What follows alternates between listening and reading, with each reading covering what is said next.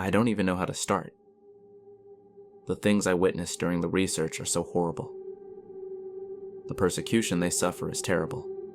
In fact, there is such a story told by a writer that you will not believe it when you hear it.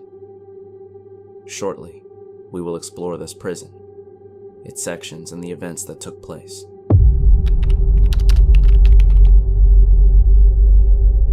Here is Sednaya's military prison and the incredible truths, located 30 kilometers north of Damascus.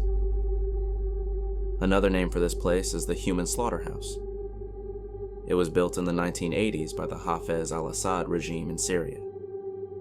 Initially, it was designed as a prison for the Syrian military and military prisoners. However, from the 2000s onwards, it became a place where especially political prisoners were held. During the Syrian civil war that began after 2011, this prison became a symbol of the regime's oppressive policies. The prison consists of an outer area protected by high fences in a square shape, and an inner part containing maintenance and repair rooms, a depot and a structure for military personnel, besides two main buildings. This larger building is the place where civilians brought in for various reasons. In the other, mostly military origin people stay. And this is a building where mass executions are carried out. Prisoners were brought to this building after a brief and unfair trial process, and were executed en masse. Executions were secretly carried out at midnight, with the approval of regime officials. It's like the prison's name was deliberately chosen because Sednaya means the place of hunters or hunting ground. This alone is an indication of how inhumane they are.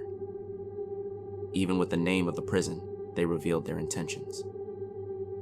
People who exercised their human rights and protested the regime suddenly found themselves here. Imagine that inside there is no source of light, especially after evening falls. People standing in complete darkness because they didn't see the sun, meaning they didn't get vitamin D. They experienced serious skin problems.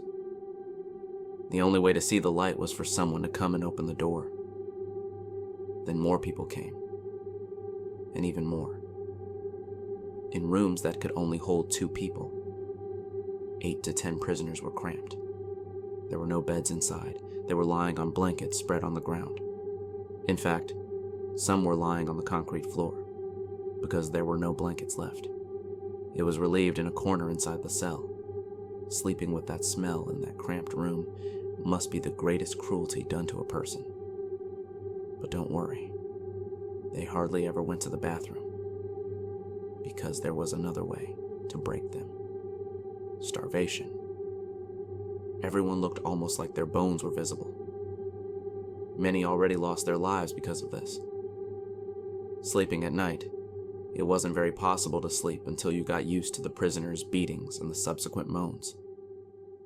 According to what was said, if there was someone getting beaten in a cell, it was only a matter of time before it was your turn, because they didn't just beat one person and leave. Often, belts and sticks were used during the beating. Some would lose consciousness after the first blow, without even being able to scream. This is a prison where everyone inside goes to sleep, knowing that they do not know what will happen to them tomorrow. The person you talk to one day might not be among you the next day.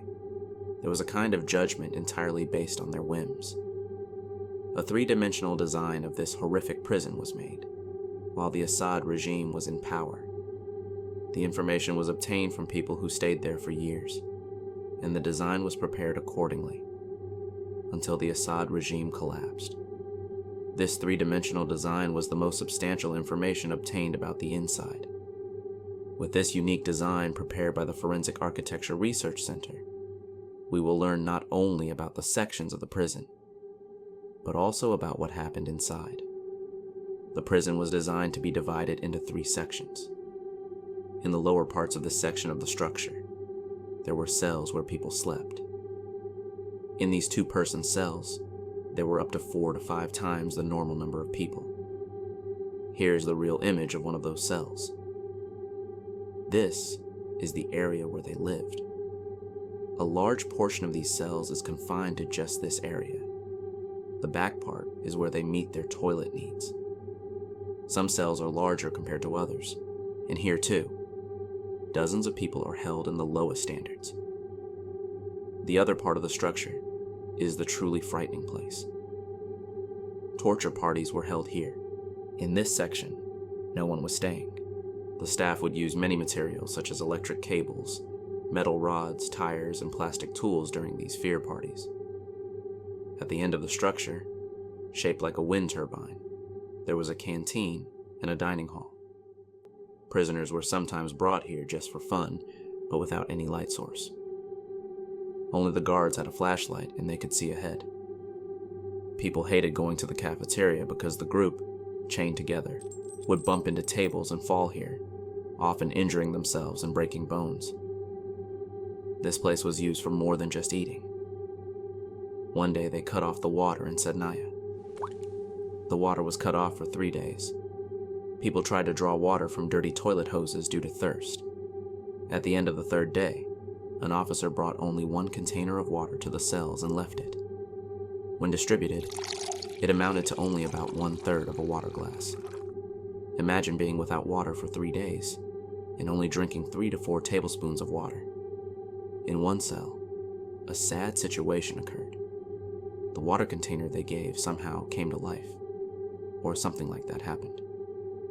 The water spilled on the floor, and the inmates tried to drink by licking the water from the ground. The water cut happened again later. At the end of the 3rd day, one of them couldn't bear it any longer and dared to shout for water. Everyone was surprised because the guards had scared them so much that no one else dared to do it, even when they were on the brink of death.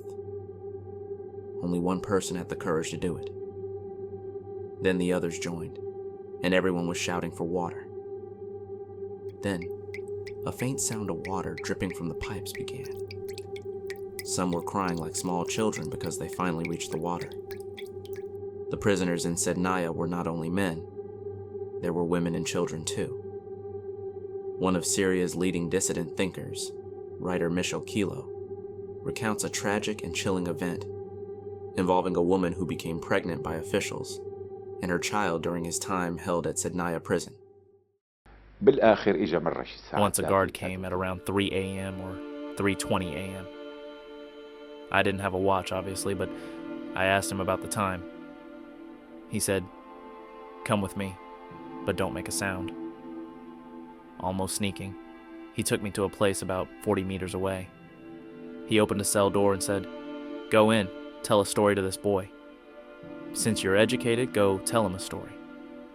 When I entered the cell, I saw a woman who was about 26 or 27 years old. She curled up into a ball and was frightened when she saw me entering.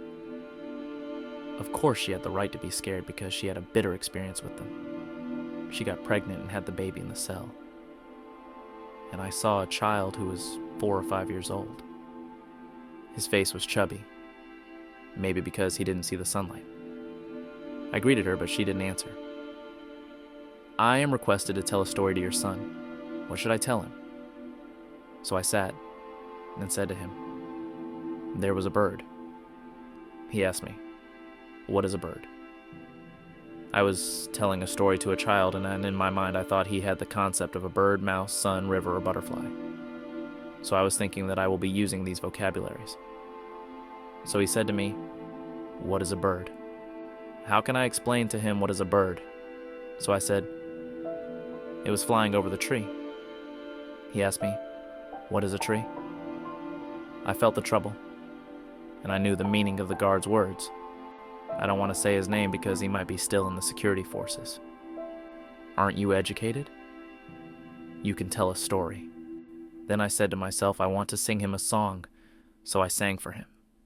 Then I knocked on the door with my eyes filled with tears. After the fall of the Assad regime, interesting moments occurred. For example, the captive women could not believe those who came to rescue them for a long time.